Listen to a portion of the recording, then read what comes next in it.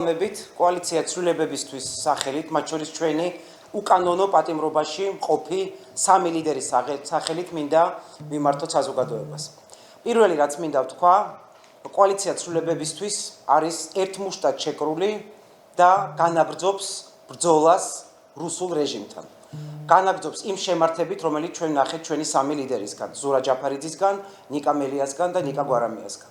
მათ საკუთარი პრინციპული გადაწყვეტილებით, რომ არაფრის ფასად არ ითანამშრომლონ რეჟიმთან, ისინი დღეს არიან პატიმრობაში. ჩვენ ნახეთ, რომ ზურამაც, ნიკა მელიამაც ამხილა კიდევ ერთხელ სისტემა, ზურამ უადვოკატოდ დაიჭირეს, ნიკა მელია გაიტაცეს, ეს არ იყო დაპატიმრება.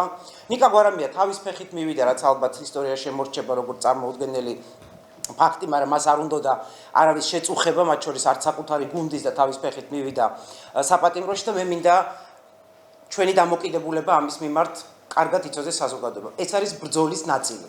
იმიტომ რომ რეჟიმთან თანამშრომლობა აძლიერებს და ახანგრძლივებს ამ რეჟიმს. შესაბამისად, ისინი შიგნიდან, ჩვენ გარედან ვაგრძელებთ ამ პრინციპულ ბრძოლას. პრინციპული ბრძოლა დგას სამ რამეზე. ერთი ეს არის საერთო ეროვნული პროტესტი, რომელიც უნდა გაძლიერდეს და ყველა აქტივისტმა უნდა იცოდეს, რომ ჩვენ კოალიცია ვართ მათ გვერდში, ყველა პოლიტიკარმა უნდა იცოდეს, რომ ვართ მათ გვერდში და გავაგრძელებთ მათი უფლებებისთვის ბრძოლას. მეორე ეს არის პოლიტიკური ერთიანობა, პოლიტიკური სპექტრის, ოღონდ ერთიანობა სტრატეგიული ამოცანის გარშემო, რეჟიმთან არ თანამშრომლობის გარშემო.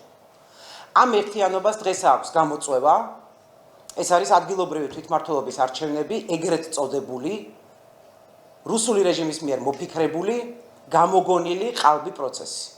ამიტომ მე დიდი მეც გამოვთქვა, რომ ჩვენ პარტნიორებთან ერთად, პრეზიდენტთან ერთად, ლელოსთან ერთად, ყველა ოპოზიციურ პარტიასთან ერთად ჩვენ დავხურავთ ამ ფურცელს და ზუსტად ისევე პრინციპულად, როგორც პარლამენტში არ შესვლით, კომისიასთან არ თანამშრომლობით, დაიხურება ეს ყალბი ადგილობრივი თვითმმართველობის თემა და ვიქნებით ერთიანები ამ ბრძოლაში. სწორედ ამ არ თანამშრომლობით, არ ლეგიტიმაციით ამ რეჟიმის ჩვენ მივაღწევთ როგორც შიდა, ასევე გარე ზეწოლას რეჟიმზე, რაც საბოლოო ჯამში მათ ჩამოშლის. ჩვენ გუშინ ნახეთ კვლევები, მათ შორის, რომელიც ადასტურებს, რომ მაგალითად თბილისში 70% არის წინააღმდეგი ამ ყალბი პროცესის.